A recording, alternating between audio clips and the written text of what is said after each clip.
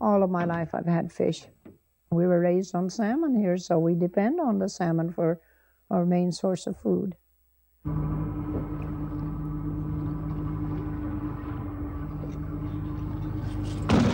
The biologist told me that in time, he didn't think the salmon would still be here as they are today, the wild salmon. It's all going to be an artificial salmon. With our present technology in the hatchery, we've imposed man's artificial operation on the normal life pattern of the fish.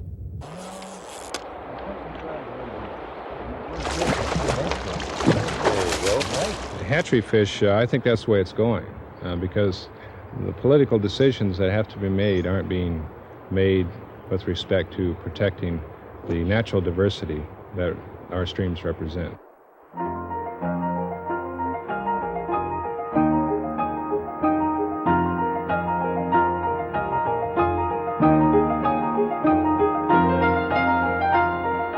The salmon is a vital part of life in the Pacific Northwest.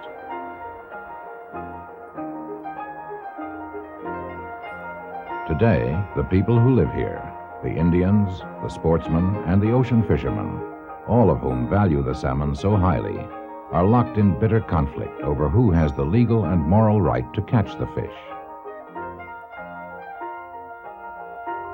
But by the time the fishermen have settled their differences, the wild salmon may already have lost its own fight for survival in the face of continuing damage to the environment. As natural salmon runs have declined, new biological technologies have been developed to provide fish for the consuming public. But many people believe that the supply of fish in the marketplace is not as important as the survival of the wild salmon and the survival of the cultures which have evolved in relation to this remarkable fish.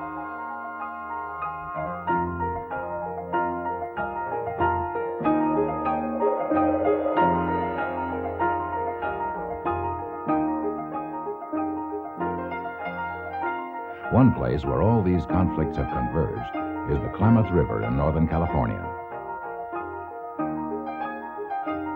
Here on the reservation at the mouth of the river, the Indian fishing tradition continues.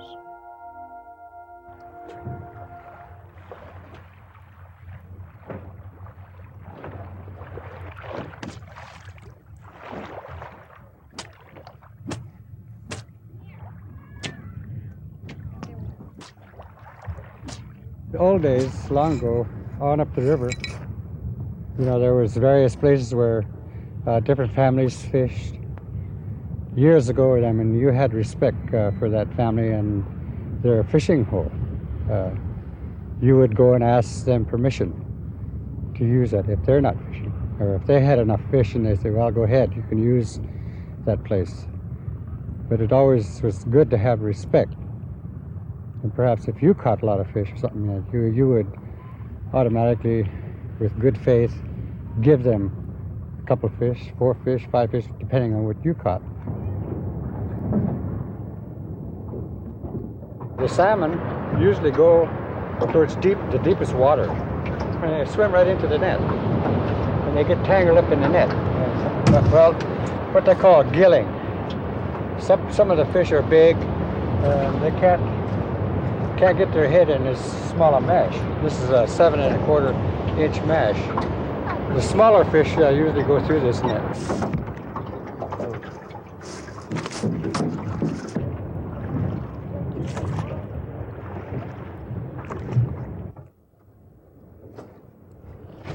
Oh, I love fish. I love to eat fish.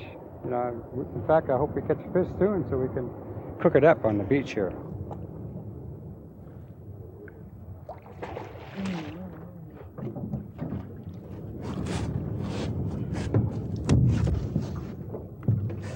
This is a Klamath River gill-netted salmon.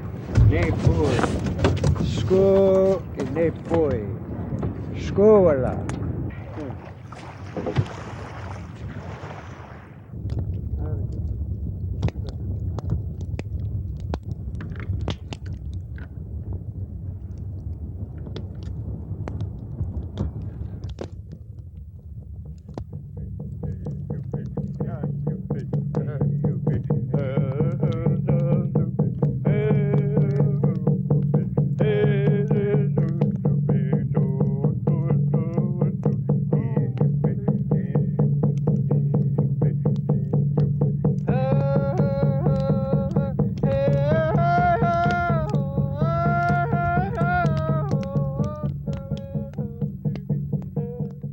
Dad said that when they caught the salmon, that the prayer, everyone said, whoa, we've got the fish.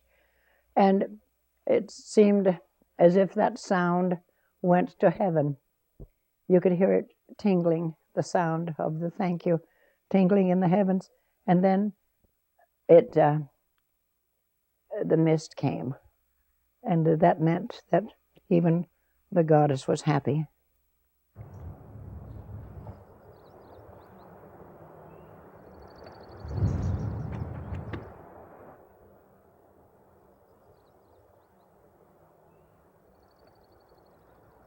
All the Indians here were raised on fish. Ocean fish and salmon.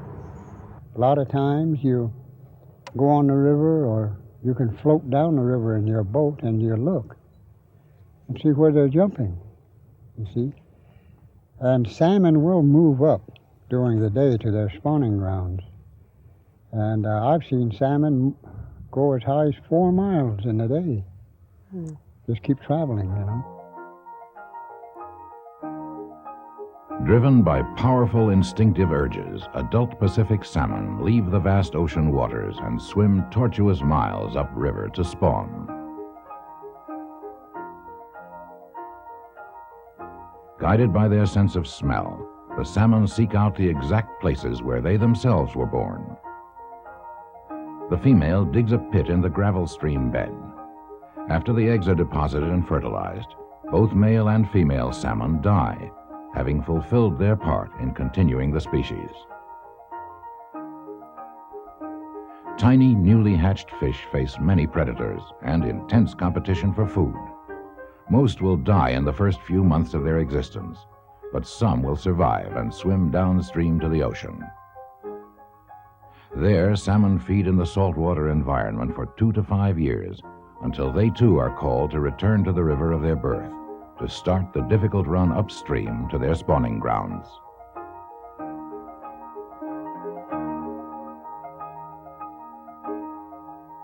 Now the Indian, he only got fish that he was going to use. He wasn't wasteful. And they took and dried these fish, you know, and they took and salted them down. We dry the salmon and have that for our winter use. We made, we even saved the stomach of the salmon. And we'd even cook those, dry them. And then when you cook those in the wintertime, it made a very thick broth. Then you could survive on that, like when, you know, times are hard. Well, for the Indians who lived along the coast of America from northern California in its redwood forest belt all the way to southern Alaska, the salmon was the central source of food and income and focus for their culture. The salmon, I suppose, is as much a part of the whole Pacific region as the buffalo was to the plains. I think, in a sense, its livelihood is a mirror to our own life in this environment. For centuries, Native Americans maintained a balance with the natural world, moderating their salmon catch to assure the continuation of the species. But the European immigrants who came to the Pacific coast in the 19th century brought with them a different way of life. They looked at nature as a source of raw materials, timber which could build houses, boats, and cities, gold which could make a man rich overnight.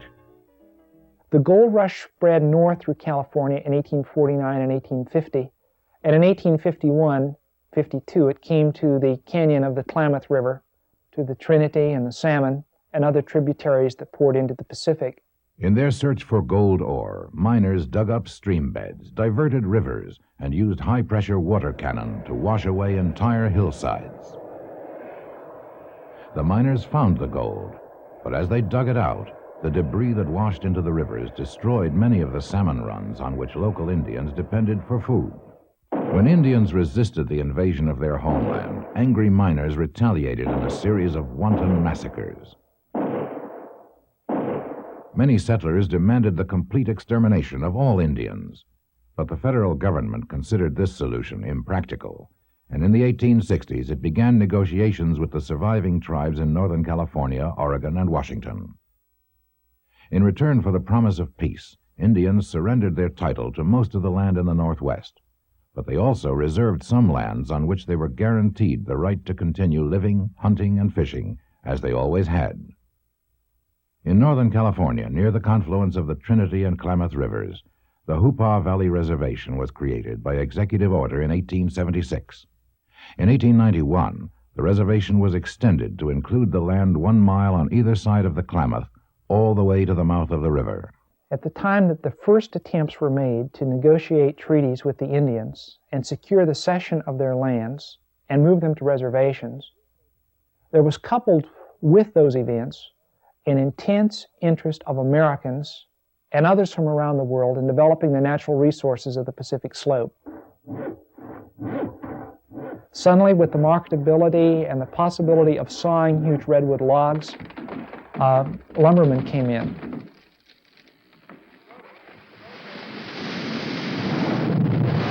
They began cutting the trees on the hillsides, and again erosion and debris slipped into the watershed and into the rivers, and it of course had an impact upon the fish resources all over again.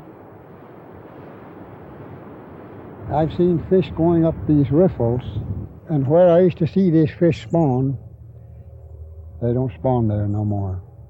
The bottom is just nothing but this silt-like mud, and the fish won't go in to spawn. The salmon used to go clear on up under the bridge where you come into Travle on that Minot Creek. Fish used to go way up that creek too. They don't anymore. They can't get up there. It's just filled up with silt and the gravel from the logging. Over the years, they've never cleaned the stream beds, nothing. In their rush to exploit timber and mineral resources, settlers at first showed little interest in fish. But by the 1870s, they had recognized the commercial value of the salmon, and a major fishing industry grew up along the rivers from central California north into British Columbia. Technological innovations made the salmon harvest more efficient. Horse-drawn seines captured fish by the hundreds. Fish wheels scooped up salmon 24 hours a day. The development of canning and steam pressure cooking made it easier to store and transport fish. As the world market for salmon expanded, canneries were built on almost every river, and where Indians remained near their traditional fishing areas, they joined with immigrant fishermen in selling their catch.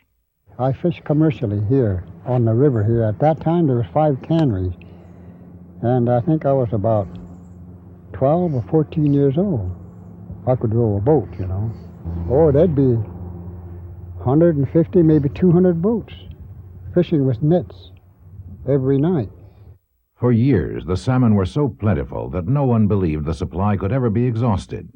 But commercial fishermen were doing their job too well, and fewer salmon were making their way back to the spawning grounds. As early as the 1920s, state governments began acting to save the salmon industry by restricting the use of the most effective fishing techniques. In the 1930s, all gill netting was outlawed on the Klamath River. Although local Indians protested this restriction of their traditional way of life, the law was vigorously enforced, and when the canneries closed, many fishermen were forced to move away from their homelands.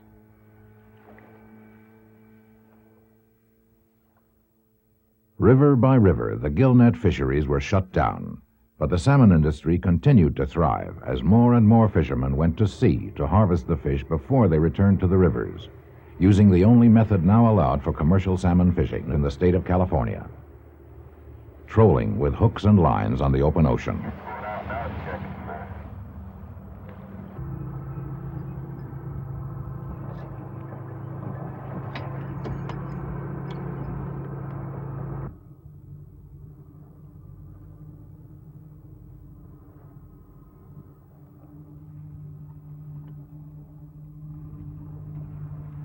Out here, it's a little of everything. The lifestyle is daylight to dark 7 days a week if you want it, or it's 2 days a week if you want it. Depends what your needs are, what your desires are. There isn't anyone telling us what to do once we leave the harbor. the lifestyle isn't for everyone. Some people love the ocean, but they can't stand it. They can't stand to be on it. They get sick, or it's boring to them. To some people, it's too much work. Not all days are good fishing days, but the good ones make up for the bad ones.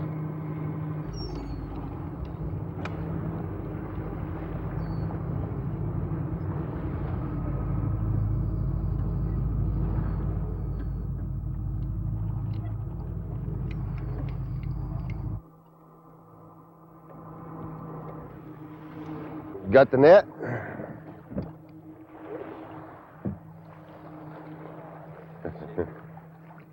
No.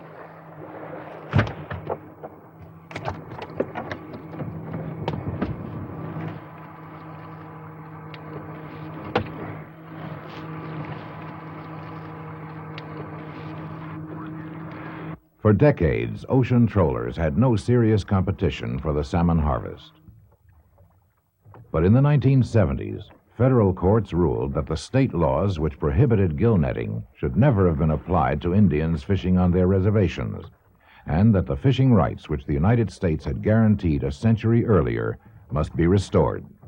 The major part of an Indian fishing right is simply a guarantee to the tribe in question that it may continue, as it did in Aboriginal times, to govern its own members, that the tribal government will regulate fishing. Following their legal victories, Indians on the lower Klamath resumed their traditional salmon fishing. Some fished only for their own use, and some sold part of their catch on the open market. But in the years that Indians had been prevented from netting on the river, a popular sport fishing scene had developed on the reservation along the Klamath. Recreational fishermen from all parts of the country were accustomed to having the salmon to themselves. They resented the return of the Indian nets and questioned the Indians' right to fish commercially. I see nothing wrong with the Indians having fish. I think they should. Of course not. You know, they would take put it this way. What they need, like they've done in past years. I think that's great. I think they should have this. But boy, commercially, I just not to sell it. I just can't see anything that. It's not the local Indian that's doing it. Oh, they were in from all over. It's the renegade Indians from Oregon, Washington, all over the place down there last Florida. year. They're from all over the country. They're the ones that's coming in here, and they're not supposed to go from one reservation to another and catch fish. But now they got modern, they got boats, power boats, and they run nets across. They claim that's for their food. I don't think there's any question that among almost all West Coast tribes, commercial fishing was a major part of what fishing was. And that right was guaranteed and confirmed by the federal government. And so as a result today, the technology may change, and the techniques may change, and the equipment may change. But tribes continue, as they always did, to have the right to fish for subsistence and for commerce. Although the courts affirmed the Indians' right to sell their fish, non-Indian fishermen saw the return of the gill nets as a threat to their livelihood. Commercial trollers and sport fishermen were already catching nearly every salmon available for harvest.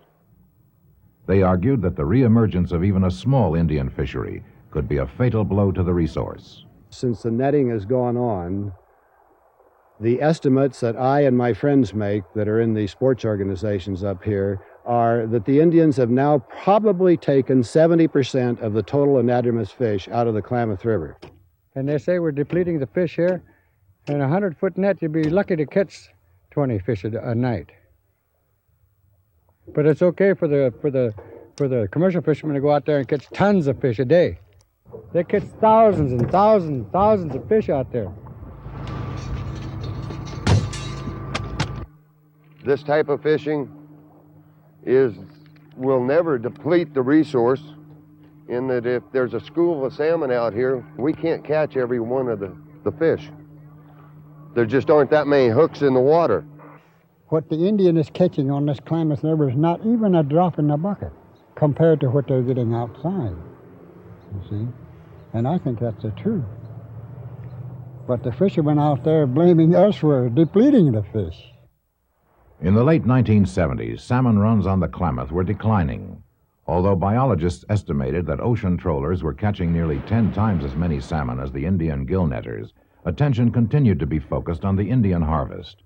Because there was no organized tribal government on the lower Klamath, there was no formal regulation of the Indian fishery. In 1978, the U.S. Bureau of Indian Affairs stepped in. Acting under pressure from non-Indian fishing groups and state agencies, the BIA imposed a moratorium on commercial fishing by Indians.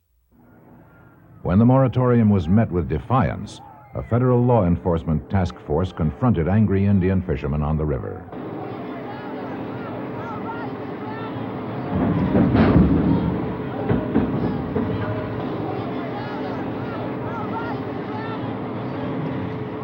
The intervention by federal agents succeeded in enforcing the BIA moratorium on Indian commercial fishing. However, the ban failed to halt the decline of salmon runs on the river.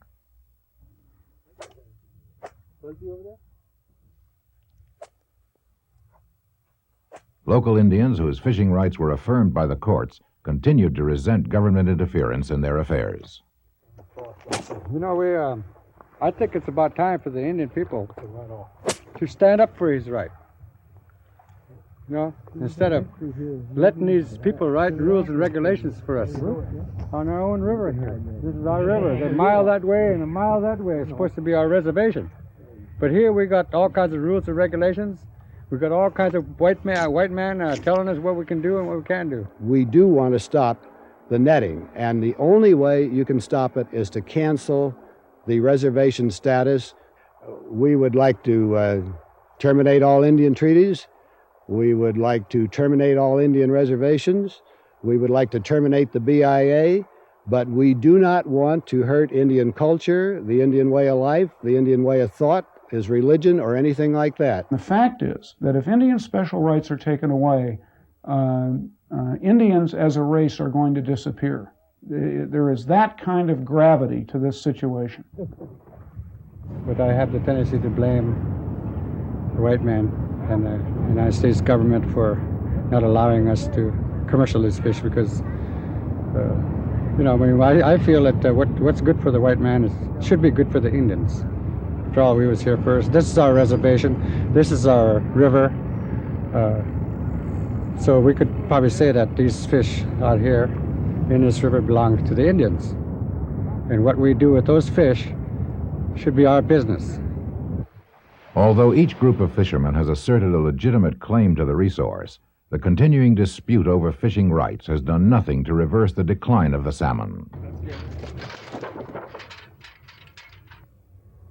Following the confrontation on the Klamath in 1978, biologists from the U.S. Fish and Wildlife Service came to the river to determine how many salmon were being caught and how many were escaping the hooks and nets of the fishermen to become spawners upstream. There's a spawner escapement goal established for this river system of 115,000. We want to make sure that that goal is met. It hasn't been met the last 2 years, and the only way we can know whether it's going to be met or not is to be able to count the fish and get an estimated run size for the river system. So it's critical that we know how many fish are indeed making it into the river. Historically, based on data that is available, it appears that on the order of 400, 500,000 fish a year, Chinook salmon, entered the river.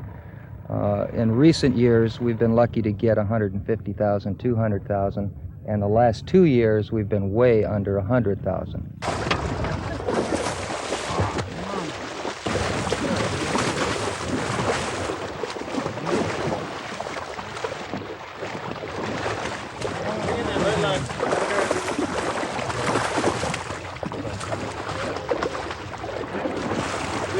What our objective is to determine how many fish are entering in the river.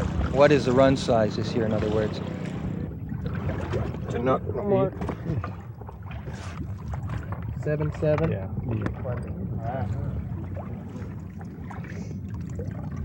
E84.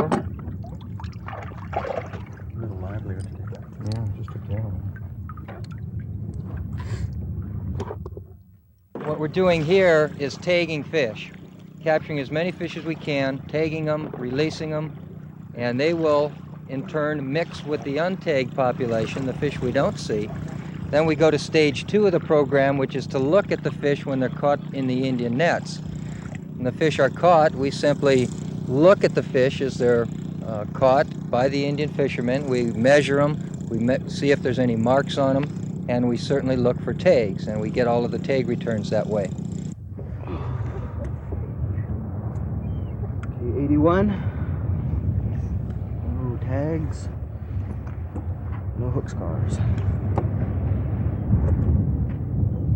How much that one weigh? I'd say about 21 pounds. 93. 25 pounds. Yeah.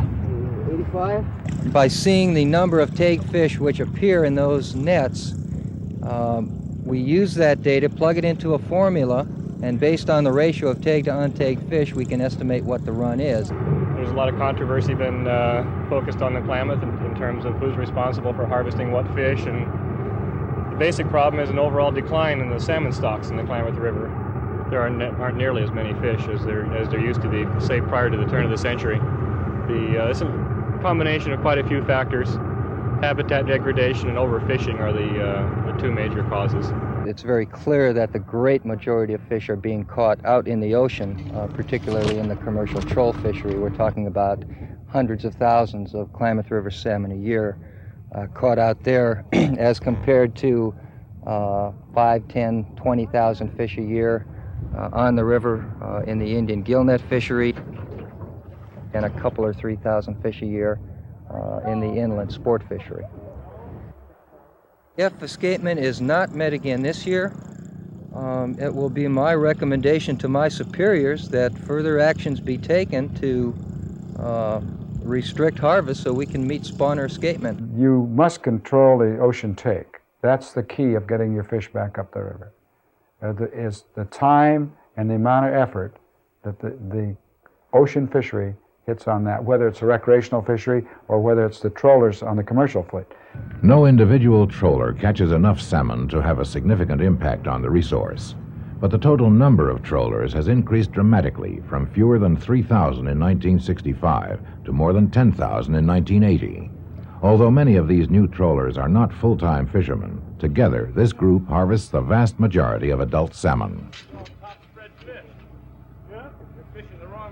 The Pacific Fisheries Management Council has attempted to reduce the ocean harvest. In 1980, they shortened the commercial season by as much as 6 weeks.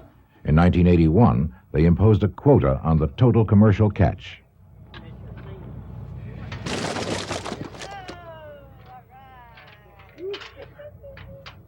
Salmon trollers have responded by fishing more days during the open season and by filing suit to eliminate restrictions on their fishing. We're fighting the fishing game to get the season back to where it should be. And personally, the heck with the Indians, and let the government worry about the Indians and we worry about our fishing.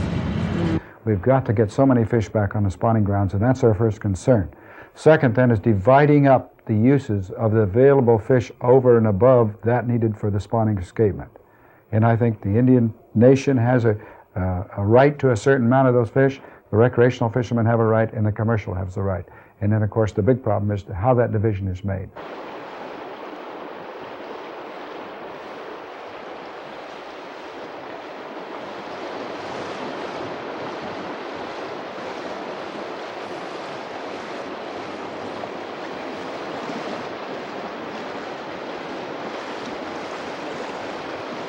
The conflict between the user groups becomes more intense as the resource becomes scarce. And the user groups respond kind of visually and emotionally. They respond to the guy who's downriver from them because he's intercepting the fish before you get them. And that's been the history, is that the user groups have always hollered at the next guy downriver. And while they've been fighting among themselves, Grand Coulee Dam was built on the Columbia. Idaho Power has been killing the Snake River, and 8 dams between the mouth of the Columbia and the Snake River has brought the salmon runs in the Snake to extinction.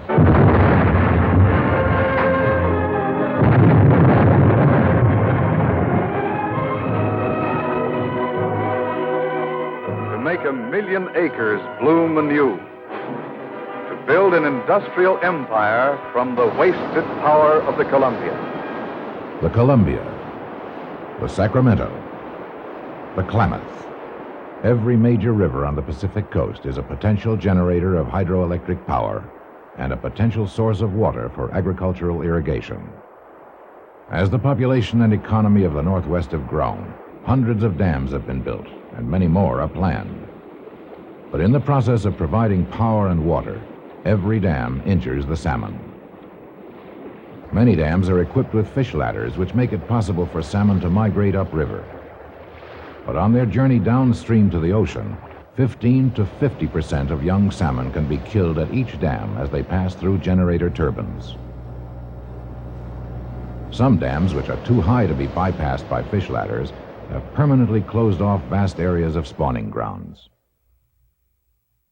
And it is not only the fish who have suffered. Celilo Falls on the Columbia River, one of the oldest and most productive traditional Indian fishing grounds, was flooded in the 1950s by the Dalles Dam. In order to compensate for the damage which dams have done, government agencies have built fish hatcheries throughout the Northwest. Salmon returning upriver to spawn are guided into fish ladders which lead to holding ponds. Instead of spawning naturally in stream beds, these salmon will be spawned artificially in the hatchery.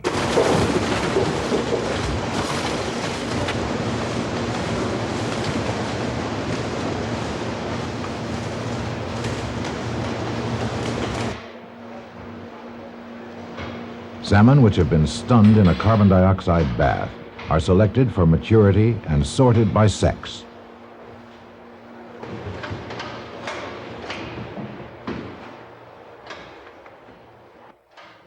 We'll put sperm in the pan first, then he'll put the eggs on top of the sperm from another male go on top of those. So we'll have 3 females and 4 males per pan for cross-fertilization. Keeps the gene pool large.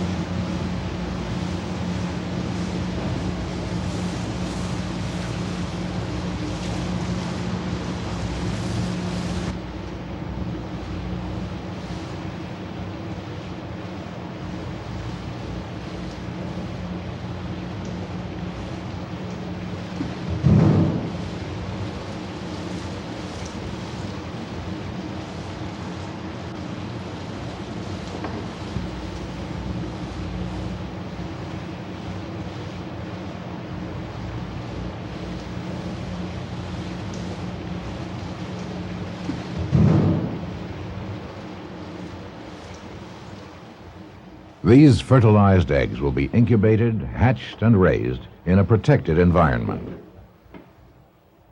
In order to meet the demands of fishermen, hatcheries produce millions of young salmon every year. But by concentrating spawning in a few locations, hatcheries have altered the natural patterns of genetic selection and produced a population that is less diverse than the wild salmon runs. You have a tremendous diversity within this drainage. Every stream has its own individual stock, and it would be very difficult for a disease outbreak to wipe out the entire production for 1 year in a large drainage such as this, whereas in a hatchery, you have all of your eggs in one basket, so to speak, and one disease outbreak can ruin production in 1 year, and that's happened many times. In spite of disease problems and genetic questions, hatchery production has steadily increased. If enough wild runs remained, the influx of genetically weaker hatchery fish might not pose serious problems. But in many parts of the Northwest, 80% of the salmon are now raised in hatcheries, and this percentage continues to rise. Hatchery fish can be probably fished at a rate of 80-90%, and there still would be enough. If you took 80 or 90% of them and 10% get back to the hatchery, that would be enough to keep the run going. But in wild stocks, because of the tremendously poor survival in a stream environment, we don't like to see fishing much exceed 60%. But if you have your hatchery fish and your wild fish mixed together in a common fishery, and that could be a sport fishery or it can be a commercial fishery in the river with nets, or it can be out in the ocean troll fishery, nonetheless, if you're going to harvest at the rate that the hatchery fish will allow, 90%, you're going to overharvest your wild fish. We then have a situation where not enough wild fish are getting back to maintain the runs, and we think this is happening, and if it isn't changed, the harvest patterns aren't changed very soon, I think we're going to lose our wild fish. Reducing harvest rates would help ensure the survival of the wild salmon, but it could also aggravate existing conflicts over fishing rights. Well, I think all user groups can work together and everybody get their fair share. But if they want to get 115,000 fish in that river, it won't help until the habitat is cleaned up. And in order to get the habitat cleaned up, the lumber companies in that area are going to have to be made to clean up the streams. And that doesn't mean just taking the log jams out of there where the fish can't swim past the log jam and over it. They've got to clean those out, plus bring the gravel back up on the top, get the dirt and the mud out of there.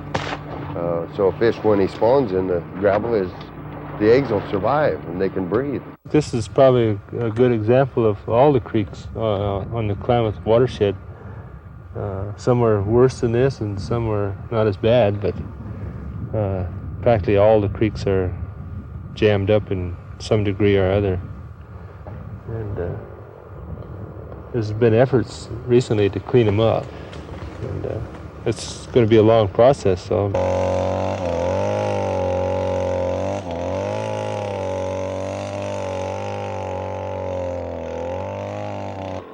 Lumber companies have not been required to repair the damage they have done in the past. But members of the Indian community have been working in cooperation with the Bureau of Indian Affairs to remove debris barriers from many tributaries near the mouth of the Klamath. To Indians, this is what caused the decline of fish. They logged the side of the hills right here, and when they did that, all the gravel came down and filled up the streams, and they left their mess here, and it washes down every year, and it blocks the streams. The reason we're out here working is to get the fish back up here, which we really, really want. These Indians around here, we can't survive without fish. We look forward to going fishing. We look forward to having fish on our table. Citizens groups and state agencies have started clearing some of the hundreds of log jams that now exist, and tougher forestry regulations imposed in recent years have begun to reduce the impact of current logging activity on the salmon habitat. After a stream has been cleared, salmon will eventually find their way back to spawn, but the process of restoring natural runs can be accelerated. Throughout the Northwest, sheltered incubators called hatch boxes are being tended by local sportsmen and commercial fishermen. Although these eggs came from a hatchery, the salmon that are raised here will return to spawn naturally in the stream beds. And if rivers remain clear, hatch boxes can serve as a transition back to self-sustaining runs of salmon.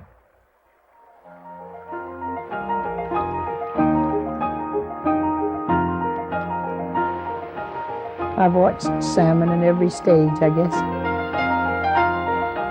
It is the most graceful thing when you see it, swimming along. If you're sitting someplace and you watch a salmon.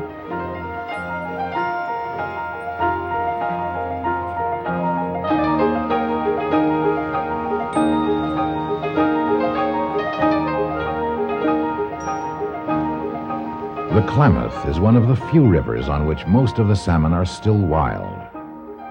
For many fishermen here, salmon are more than a harvestable resource. For them, the fish, the river, the method of fishing together form a way of life that existed long before the first hatchery was built. At Ishipishi Falls, Karuk Indians fish for salmon with dip nets, as the people of their tribe have done for centuries.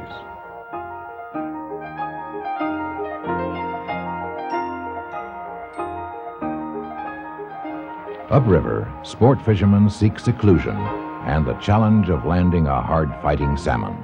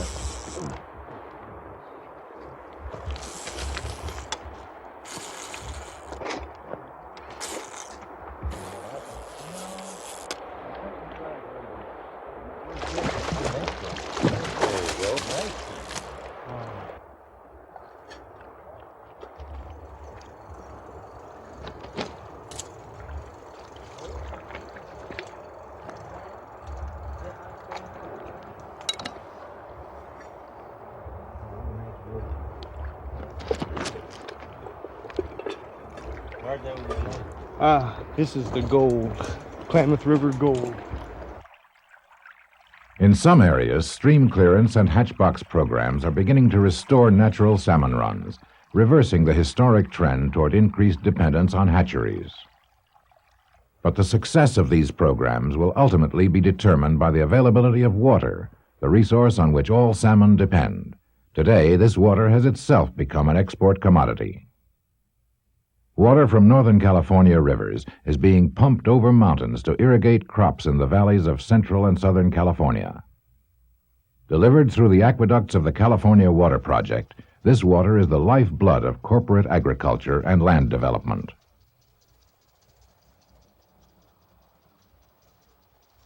One river which has been dammed to provide water for export is the Trinity, the largest tributary of the Klamath.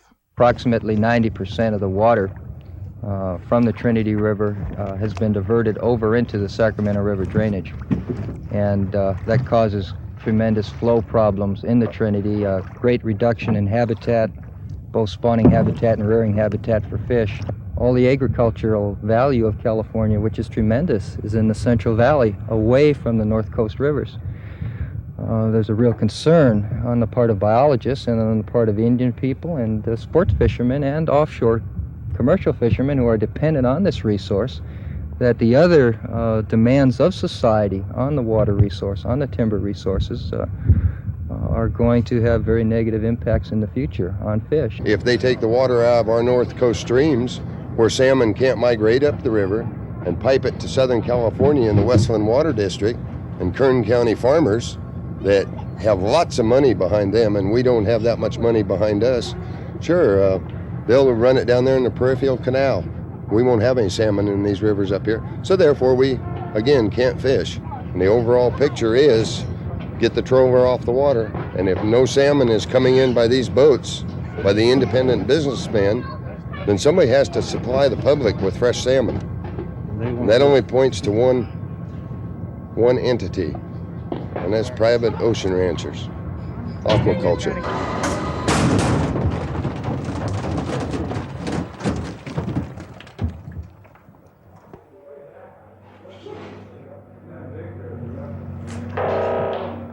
We are just beginning to cross the threshold of really learning how to effectively ranch that ocean. I wouldn't make any claim that we're going to solve man's food problems with this type of an operation, but I think, that we're going to make a decent contribution to society's desire to have good quality protein from the ocean.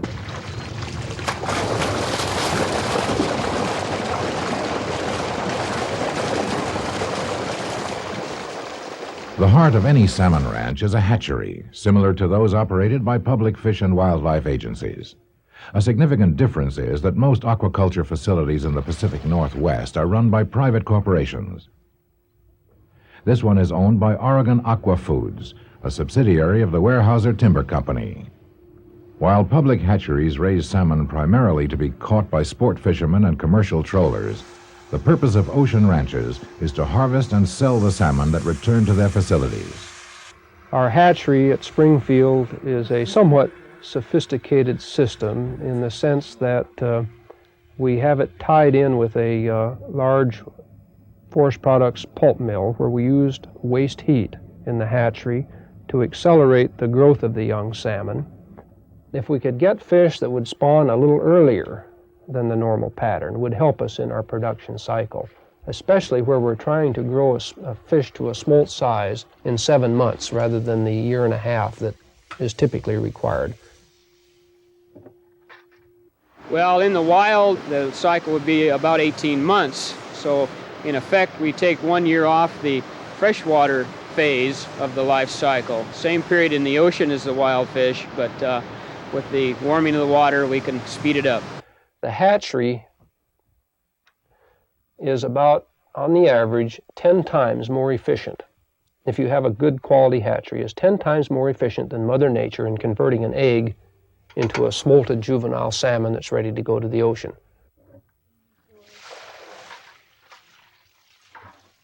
Aquaculture biologists are constantly working to increase productivity. Here, young salmon are being vaccinated to limit the threat of disease. Genetic studies will allow biologists to select for desired characteristics. Diet and population density experiments are helping to reduce operating costs. No, our motive, frankly, is a profit-oriented motive.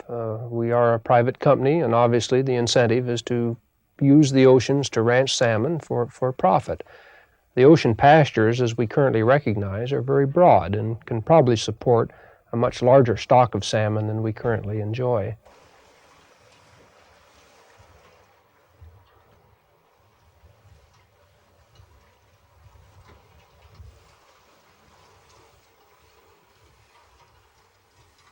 When young salmon are ready to leave the Ore Aqua hatchery, they are flushed into tanks and trucked to a release site near the Pacific Ocean. Transportation by truck spares juvenile fish the hazards of a long swim downstream, but it also eliminates the natural relationship between salmon and their river habitat.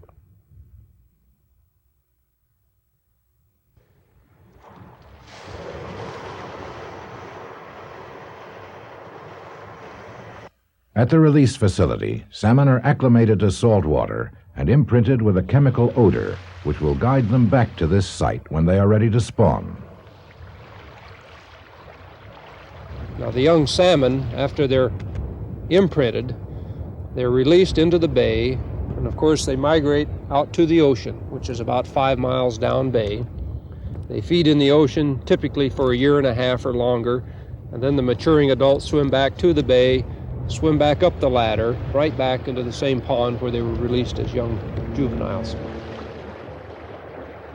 They leave as little fish weighing 1/500th of a pound, and they return after 3 to 5 years, fish weighing an average of 10 pounds, some as large as 15 or 20 pounds.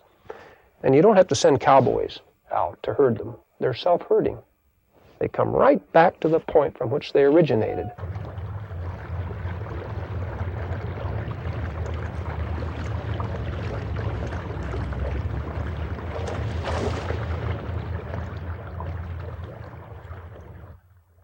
Driven by their primal spawning instincts, these adult salmon have returned to their place of origin.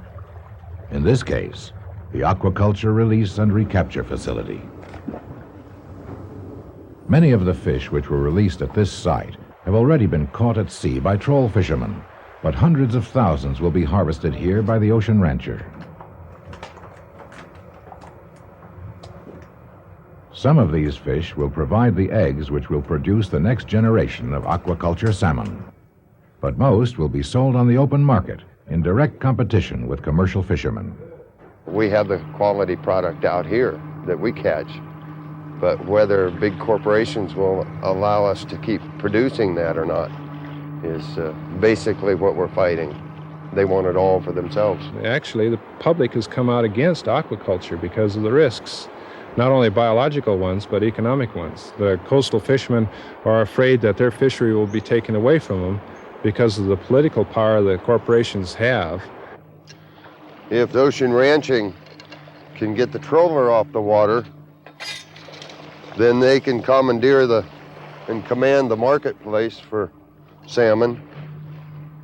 They'll charge what the market can bear. The salmon market is a world market.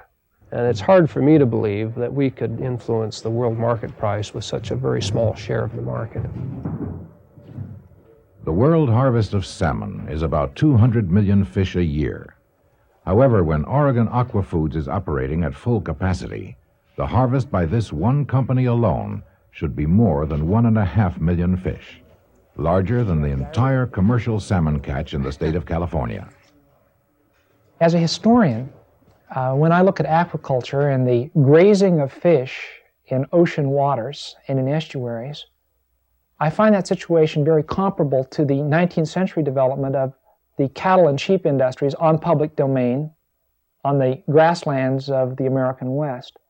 History well shows us that there was overutilization of the public domain by those user groups, namely cattlemen and sheep herders in the 19th and early 20th centuries. And similarly, there is a danger that we'll overutilize the oceans and the rivers and the estuaries in aquaculture development today. One of the dominant views of American society has been that progress is defined in terms of the destruction of wilderness. The destruction of wilderness and the creation of new environments has been deemed to be true progress. This is a value that is inherent in American society.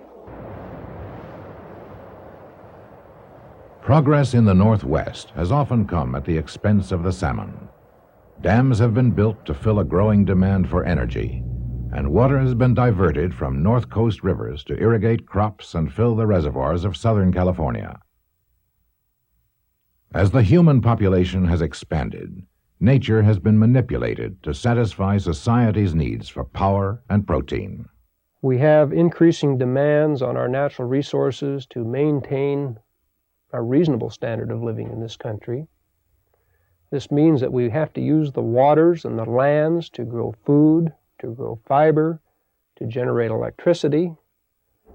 The fish, unfortunately, the salmon specifically, are very dependent on these same watersheds. Now, we are developing means to have our salmon and still be able to utilize all these other economic opportunities. These rivers are going to dry up. There won't be any quantity of water going down the rivers to sustain the wild fish. So ocean ranching would step in and supply the public with this salmon. Well, a lot of these people who are into ocean ranching also own farms, corporate farms down in the valley where the water is going to. And it's no coincidence, I wish it were, that the timber industries are the bigger operators in aquaculture. It's almost like as you reduce the habitat for salmon and steelhead on your river systems, you reduce the fishery, and it makes it profitable then as the price for fish goes up to get involved in the fish raising business. Development and exploitation of resources has destroyed many natural salmon runs. Now, aquaculture offers us a source of salmon that makes wild fish and their river habitat expendable. If we accept this solution, the salmon will survive only as a domesticated fish, and the traditional fishermen who depend on the natural runs will become the endangered species. The alternative is to restore the spawning grounds and moderate the salmon harvest. Only then can we preserve the genetic diversity of the wild fish and the cultural diversity of the fishermen. I think there's a remarkable difference between an Indian approach to resources and the mainstream white American society approach to natural resources. There are those who deem it their right and their privilege to go out and catch salmon simply because they are Americans. And there are Indians who say, that is our heritage that you're catching. It is our food, it is our life way, it is our link with the past.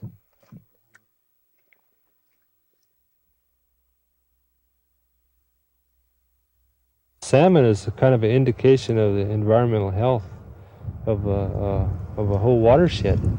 If there's salmon no longer utilize that watershed, there's something drastically wrong with the whole environment.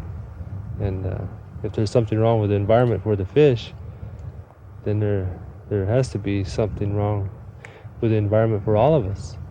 There is a greater coalition, hopefully out of a greater awareness, that in order to solve problems and to buck governmental inertia and to really confront the big problems that the fishery is faced with, that we're going to have to work together. To do that, you're talking about cutting back effort and harvest in an industry which is very important to the North Coast.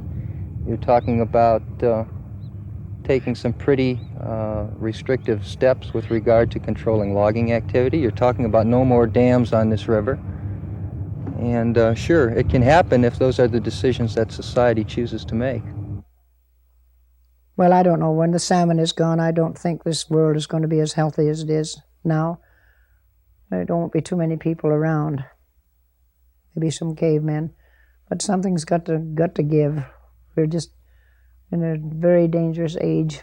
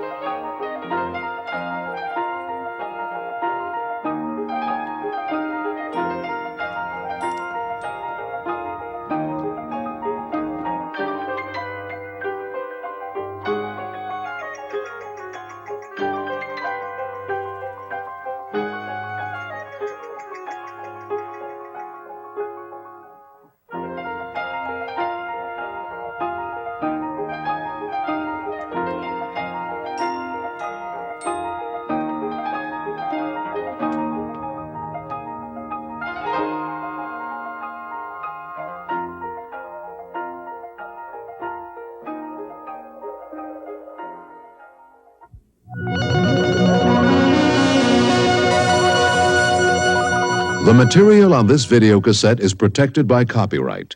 It is for private use only, and any other use, including copying, reproducing, or performance in public, in whole or in part, is prohibited by law.